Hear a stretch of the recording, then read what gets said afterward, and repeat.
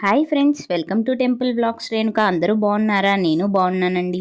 ఈరోజు మన టెంపుల్ వ్లాగ్స్లో నేను మీకు చూపిస్తున్న టెంపుల్ వచ్చేసి పల్నాడు జిల్లా నకరికల్లు మండలం చేజర్ల గ్రామంలో ఉన్నటువంటి శ్రీ గంగా భ్రమరాంబ పార్వతీ సమేత శ్రీ కపోతేశ్వర స్వామివారి దేవస్థానాన్ని. ఈ టెంపుల్ మొత్తం చాలా బాగుంటుంది ఫ్రెండ్స్. స్కిప్ చేయకుండా లాస్ట్ వరకు చూడండి. మీలో ఎవరైనా ఫస్ట్ టైం మన ఛానల్ని చూస్తున్నట్టయితే వెంటనే సబ్స్క్రైబ్ చేసుకోండి.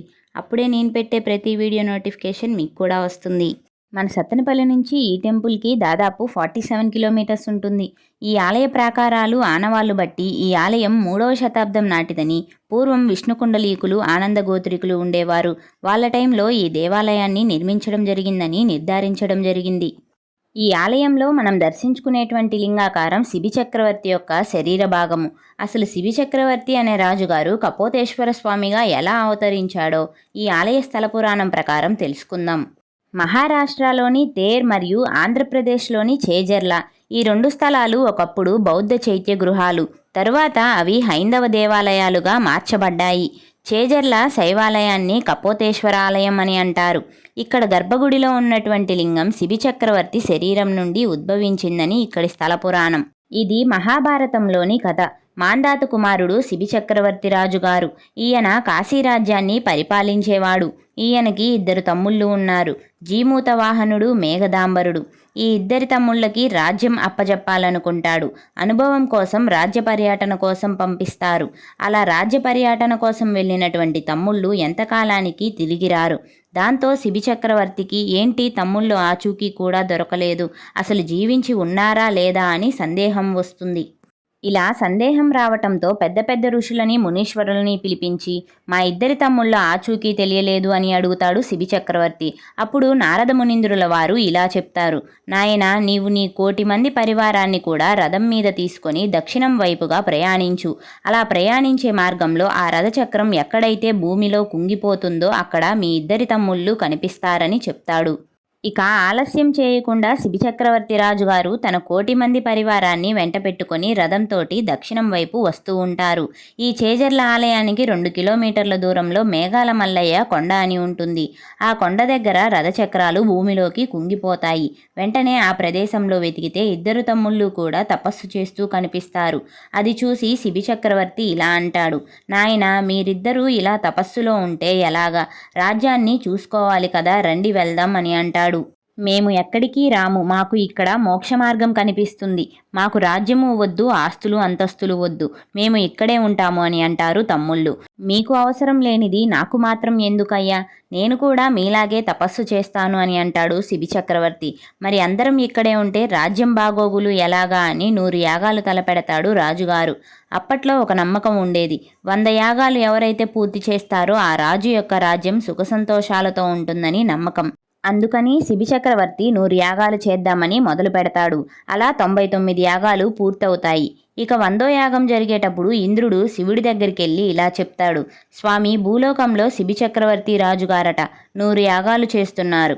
ఆయన 100వ యాగం పూర్తి చేస్తే నా ఇంద్ర పదవికి ముప్పొస్తుంది అని అంటాడు.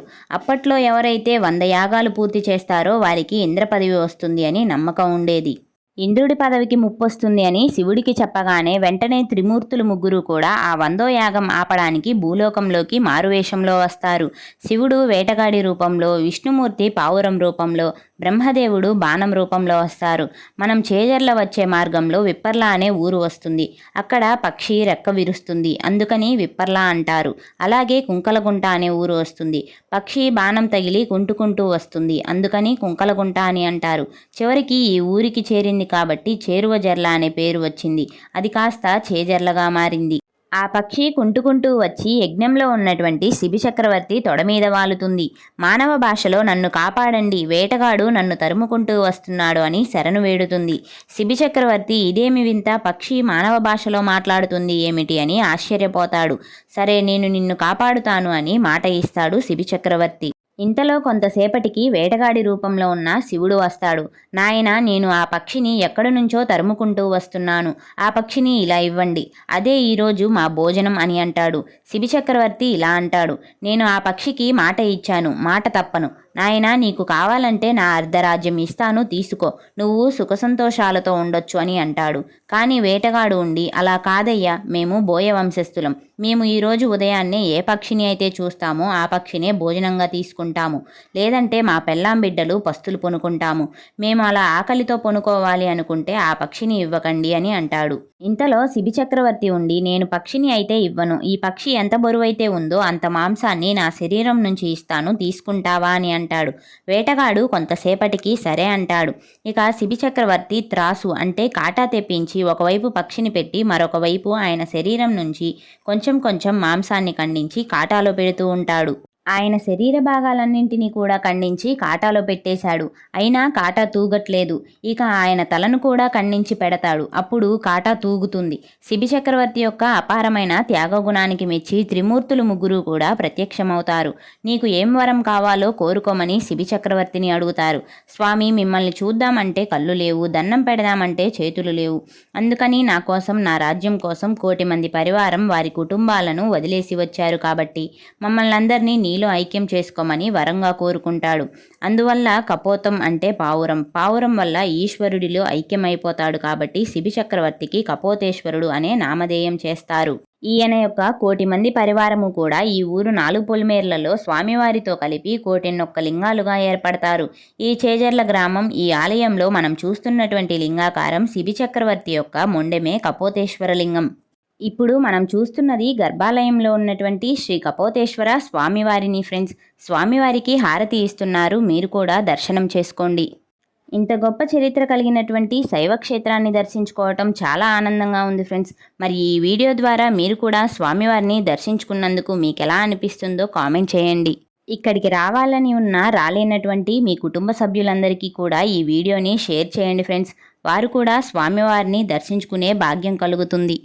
ఈ చేజర్ల కపోతేశ్వర స్వామివారి యొక్క విశిష్టత ఏంటంటే, స్వామివారి లింగాకారం మొత్తం నొక్కులు నొక్కులుగా ఉంటుంది ఫ్రెండ్స్. ఇక్కడ మీరు వీడియోలో చూసినట్టయితే చాలా క్లారిటీగా కనపడుతుంది, ఒకసారి చూడండి. అలానే లింగాకారం పైన 2 రంధ్రాలు ఉంటాయి. అవి శిబి చక్రవర్తి యొక్క భుజాలు. కుడివైపునున్న రంధ్రంలో ఒక బిందె నీరు పడుతుంది. ఈ రోజు ఉదయాన్నే పోస్తే మరుసటి రోజు ఉదయాన్నే ఆ నీటిని తీసేస్తారు. అలా తీయకపోతే ఒక రకమైన దుర్వాసన వస్తుంది. ఇలా దుర్వాసన రావటం వల్ల స్వామివారి శరీరం ఇంకా పచ్చిగా ఉంది అని ఇక్కడి భక్తుల నమ్మకం. అలానే ఎడమవైపునున్న రంధ్రంలో ఎన్ని నీళ్లు పోసినా పోతూనే ఉంటాయి. అది అంతర్వాహిని అంటారు. స్వామివారి లింగాకారం కింద అంతర్వాహిని నది ప్రవహిస్తుంది అని అంటారు. ఈ టెంపుల్లో మరో ప్రత్యేకత కూడా ఉంది ఫ్రెండ్స్. అదేంటంటే, ఈ ఆలయ గోపురం అన్ని శివాలయాల కన్నా భిన్నంగా ఉంటుంది. ఎలాగంటే గజపుష్టాకారంలో ఉంటుంది. ఏనుగు పడుకుంటే వెనుక భాగం అంటే వీపు భాగం ఎలా ఉంటుందో అలా ఉంటుంది ఈ ఆలయ గోపురం. ఈ కట్టడాన్ని గజపుష్టాకారం అని అంటారు. ఈ ఆలయ ప్రాంగణంలో వివిధ రకాల శివలింగాలు కూడా ఉన్నాయి ఫ్రెండ్స్. వాటిని కూడా దర్శించుకుందాం రండి. ఫస్ట్ మనం టెంపుల్లోకి అడుగు పెట్టగానే శ్రీ సహస్రలింగేశ్వర స్వామివారు దర్శనమిస్తారు. పెద్ద లింగాకారం పైన ఎక్కడా ఖాళీ లేకుండా చిన్న చిన్న లింగాకారాలు ఉంటాయి. తరువాత శ్రీ రామలింగేశ్వర స్వామివారు దర్శనమిస్తారు. పక్కనే శ్రీ అగత్యేశ్వర స్వామివారు కూడా ఉంటారు. అలాగే ఇక్కడ యజ్ఞశాల కూడా ఉంది. తరువాత శ్రీ నిమ్మభక్తురాలు దర్శనమిస్తుంది. అలాగే ఈ ఆలయ ప్రాంగణం మొత్తం కూడా ఇలాంటి లింగాకారాలు, ఎదురుగా నందీశ్వరుడి విగ్రహాలు, పురాతనమైన శాసనాలు కూడా కనిపిస్తాయి. తరువాత శ్రీ దత్తాత్రేయ స్వామివారు దర్శనమిస్తారు. ఇక్కడ చూడండి ఫ్రెండ్స్, పురాతనమైన శిల్పాలు కూడా ఇక్కడ మనకి దర్శనమిస్తాయి. ఈయన దత్తాత్రేయ స్వామివారు. తరువాత శ్రీ కోటేశ్వర స్వామివారిని దర్శించుకుందాం రండి. పురాతనమైన కట్టడాలు కాబట్టి కొంచెం కిందికి వంగి లోపలికి వెళ్లాల్సి ఉంటుంది. చూడండి ఫ్రెండ్స్, శ్రీ కోటేశ్వర స్వామివారు. తరువాత శ్రీ నగరేశ్వర స్వామివారిని దర్శించుకుందాం రండి. చూడండి ఫ్రెండ్స్, శ్రీ నగరేశ్వర స్వామివారు. ఈ ఆలయ ప్రాంగణంలో పురాతనమైనటువంటి బావి కూడా ఉంది ఫ్రెండ్స్, ఒకసారి చూద్దాం రండి. తరువాత శ్రీ భువనేశ్వర స్వామివారు ఇక్కడ మనకి దర్శనమిస్తారు. నెక్స్ట్ వచ్చేసి శ్రీ శంభులింగేశ్వర స్వామివారిని దర్శించుకుందాం రండి. చూడండి ఫ్రెండ్స్, శ్రీ శంభులింగేశ్వర స్వామివారిని. తరువాత శ్రీ శ్రీకాళేశ్వర స్వామివారు ఇక్కడ మనకి దర్శనమిస్తారు. నెక్స్ట్ వచ్చేసి శ్రీ బసవేశ్వర స్వామివారు ఇక్కడ మనకి దర్శనమిస్తారు. అలాగే శ్రీ మార్కండేశ్వర స్వామివారిని కూడా చూడండి. శ్రీ అమరేశ్వర స్వామివారు, శ్రీ మృత్యుంజయేశ్వర స్వామివారు, ఇప్పుడు శ్రీ మాధవాంజనేయ స్వామివారిని లోపలికెళ్ళి దర్శించుకుందాం రండి. తరువాత శ్రీ సర్వేశ్వర స్వామివారు మనకి దర్శనమిస్తారు. అలాగే ఇప్పుడు చూస్తున్నది శ్రీ నీలకంఠేశ్వర స్వామివారిని. తరువాత శ్రీ భీమలింగేశ్వర స్వామివారు దర్శనమిస్తారు. ఇప్పుడు శ్రీ పాతాళ నాగేశ్వర స్వామివారిని దర్శించుకుందాం రండి. చూడండి ఫ్రెండ్స్, స్వామివారు చాలా కిందికి ఉంటారు.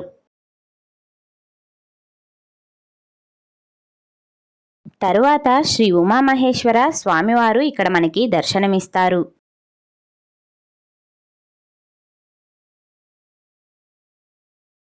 ఇప్పుడు శ్రీ చిదంబరేశ్వర స్వామివారిని దర్శించుకుందాం రండి. తరువాత శ్రీ ముక్తికేశ్వర స్వామివారు ఇక్కడ మనకి దర్శనమిస్తారు. ఇప్పుడు శ్రీ సుబ్రహ్మణ్యేశ్వర స్వామివారిని లోపలికెళ్ళి దర్శించుకుందాం రండి. ఇక ఇక్కడితో ఈ ఆలయ ప్రాంగణంలో ఉన్నటువంటి శివలింగాలన్నింటినీ కూడా చూసేశాము ఫ్రెండ్స్. ఇది ఆలయ ప్రాంగణం బయట ఉన్నటువంటి నాగమయ్య స్వామివారి పుట్ట.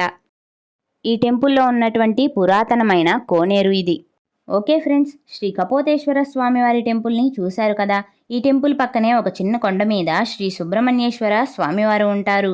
పైకి వెళ్ళి స్వామివారిని దర్శించుకుందాం రండి. ఈ కొండ ఎక్కడానికి మెట్లు ఉంటాయి ఫ్రెండ్స్, దాదాపు 100 మెట్లు ఉంటాయి. ఈ కపోతేశ్వర స్వామివారిని దర్శించుకోవటానికి వచ్చిన ప్రతి భక్తుడు కూడా ఈ కొండ మీద ఉన్న సుబ్రహ్మణ్యేశ్వర స్వామివారిని కూడా దర్శించుకుంటారు. పైకైతే వచ్చేసాం ఫ్రెండ్స్. ఇదే శ్రీ సుబ్రహ్మణ్యేశ్వర స్వామివారి టెంపుల్. ఇక్కడి నుంచి చూస్తే కపోతేశ్వర స్వామి ఆలయం మొత్తం చాలా బాగా కనపడుతుంది. ఇక ఈ ఆలయ ప్రాంగణంలో కూడా మనకి శివలింగాలు దర్శనమిస్తాయి. ఇప్పుడు మనం చూస్తున్నదే శ్రీ సుబ్రహ్మణ్యేశ్వర స్వామివారు. మీరు కూడా స్వామివారిని దర్శించుకోండి ఫ్రెండ్స్. మీలో ఎంతమందికి ఈ టెంపుల్ తెలుసో కామెంట్ చేయండి. చూశారు కదా ఫ్రెండ్స్, శ్రీ గంగా భ్రమరాంబ పార్వతీ సమేత శ్రీ కపోతేశ్వర స్వామివారి టెంపుల్ని, అలాగే సుబ్రహ్మణ్యేశ్వర స్వామివారి టెంపుల్ని. ఈ వీడియో మీకు నచ్చితే లైక్ చేయండి, షేర్ చేయండి, కామెంట్ చేయండి. ఇలాంటి మరెన్నో టెంపుల్ వ్లాగ్స్ కోసం వెంటనే మన ఛానల్ని సబ్స్క్రైబ్ చేసుకోండి.